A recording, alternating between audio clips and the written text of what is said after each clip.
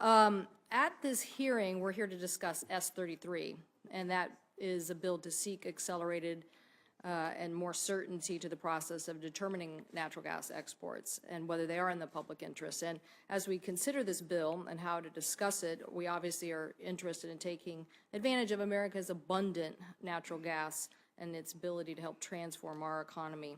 It was only 10 years ago when we were discussing how we would need to import natural gas and how many new terminals we would need to build to meet growing demand.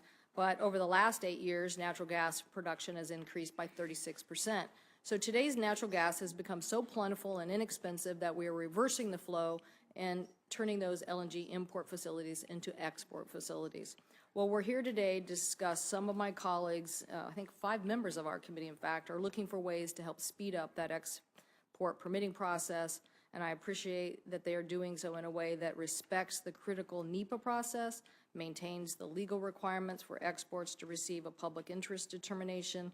And I would note, however, that the Department of Energy recently changed the process to approve these new projects, and the goal of this was to speed up the overall approval process. So as we're considering S33 and whether this legislation, I'm interested in finding out whether these issues have actually been addressed. So is the new revised DOE process actually working? In the 5 months since the Department of Energy adopted its new policy, it has issued 4 separate approvals for LNG export facilities. Of the 37 applications for exports to non-FTA countries that have been filed at the Department of Energy, currently 32 are pending. So we must consider whether the revised process is the best way to evaluate those projects. And second, what are the policy implications for the fixed deadline? I'm sure we'll get into this discussion here, and determination about the public interest. A fixed deadline is not necessarily always the best in the applicant's best interest as well. What if the authorization can't be made in 45 days but could be made in 60 days or could be made in 90 days? It would be unfortunate if the applicant actually get turned down simply because of the timeline this bill lays out rather than from a public interest determination. And third, is it appropriate for DOE to make the public interest decision before the FERC process is completed? Right now, DOE starts its public interest process after the Federal Energy Regulatory Commission approval is issued. The bill would require the Department of Energy to start its process after NEPA process is complete, but the FERC approval requires more than just NEPA review. The FERC approval process includes a robust public comment period to vet the siting of these facilities.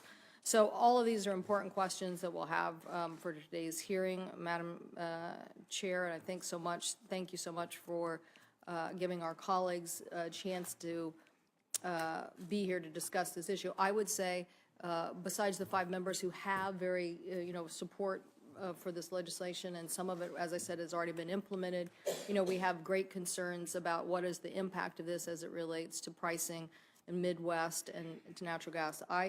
Being from a hydro state, I'm always very aware of how energy is the lifeblood of an economy and how much it has built the Northwest economy over and over and over again.